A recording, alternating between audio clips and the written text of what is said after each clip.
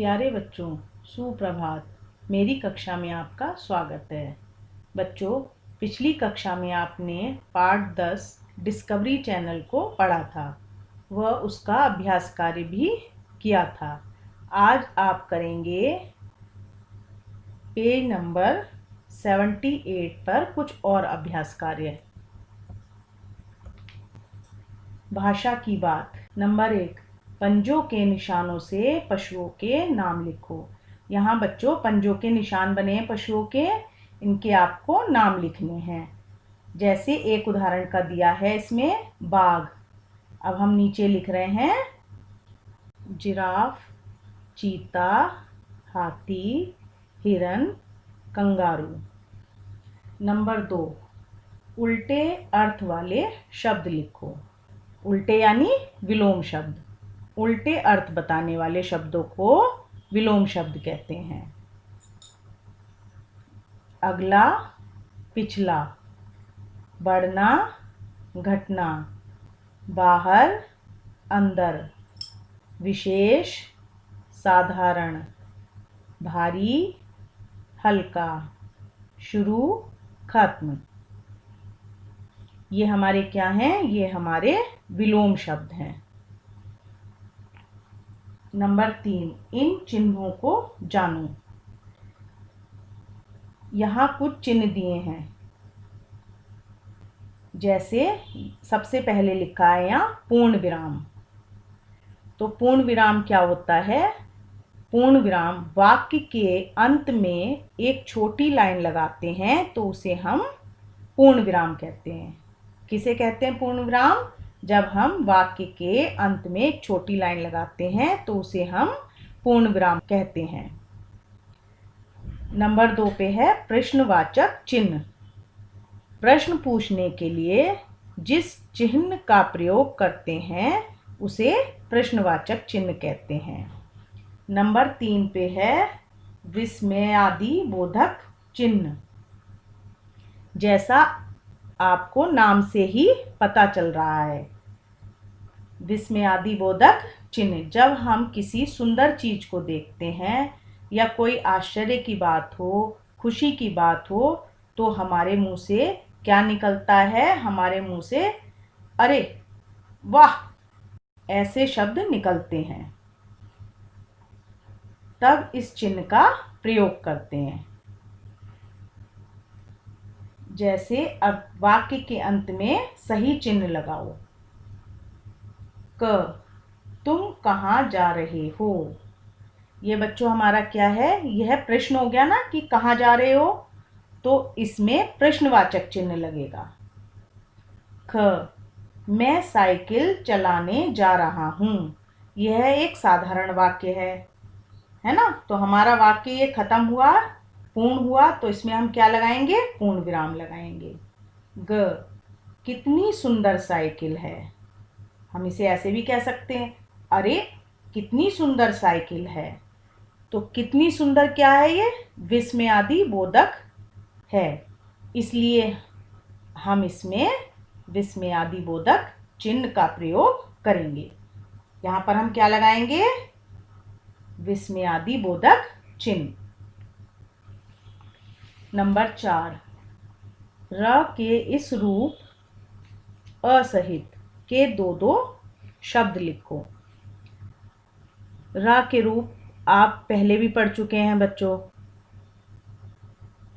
यह तिरछी पड़ी रेखा है। क्या है यह? तिरछी पड़ी रेखा। यह जिस वर्ण में लगती है उसके बाद बोला जाता है, वह वर्ण उसके बाद बोला जाता है। जैसे प्रकार। जैसे प्रकार, प के बाद र की ध्वनि सुनाई दे रही है। इसी तरह स्क्रीन, क्रिया, प्रणाम। यह जो ट्रायंगल की तरह चिन्ह बना है, यह भी र का एक रूप है। यह ट या ड में प्रयोग किया जाता है। कैसे किया जाता है?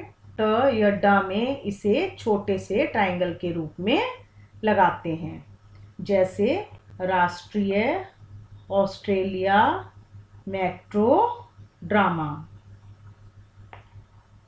नंबर 5, चित्र की जगह शब्द लिखकर वाक्य फिर से लिखो। बच्चों यहाँ कुछ चित्र बने हैं। क्या बने हैं? चित्र बने हैं। पहला चित्र कंगारू का है और दूसरा उसकी पूंछ का है। तो क पे लिखा है कि लंबी और भारी होती है। तो हमें यहाँ चित्र के नाम को लिखकर बताना है। जैसे कंगारू, चित्र में कंगारू बना है तो हम यहाँ क्या लिखेंगे? कंगारू की पूंछ बनी है तो क्या लिखेंगे? पूंछ। कंगारू की पूंछ लंबी और भारी होती है।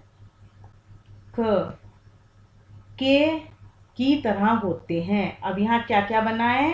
हाथी बनाए, कान बनाए, पंखा बनाए, है ना? तो हम यहाँ क्या लिखेंगे? हाथी के कान पंखे की तरह होते हैं। इसी तरह ग पे कंगारू बना है, घास बनी है और फल बने हैं। अधिकतर और खाते हैं। तो पूरा हम किस तरह लिखेंगे इसको? कंगारू अधिकतर घास, पात और फल खाते हैं। नंबर 6, कहाँ हूँ मैं? झट से बोलो। कौन हूँ मैं? भेद ये खोलो। बच्चों यहाँ एक पहेली दी है। इसमें आपको वर्णों पर गोला लगाकर शब्द बनाने हैं, फिर नीचे दिए रिक्त स्थान में लिखना है। जैसे एक टीवी चैनल हूँ। यहाँ से हमने पहले वर्णों के शब्द बना लिया तो हमारा शब्द बना डिज्नी। तो हमें क्या लिखना है? एक टीवी चैनल होता है ना डिज्नी, तो यहाँ डिज्नी लिखना है।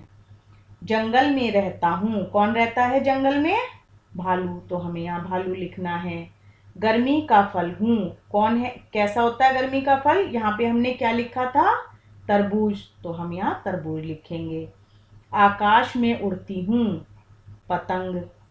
एक मिठाई हूँ। जलेबी। एक फूल हूँ। गेंदा।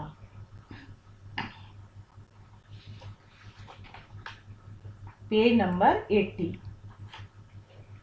विषय संवर्धन गतिविधियां। नंबर 1, कविता पढ़ो और सप्ताह के दिनों के नाम जानो।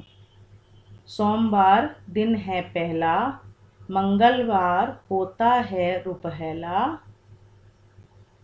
बुधवार मध्य में है आता, वीरवार को खेलना भाता, शुक्रवार गृह कार्य निपटाते, शनिवार को मौज उड़ाते, रविवार को बन गई बात, सप्ताह के दिन हैं 7।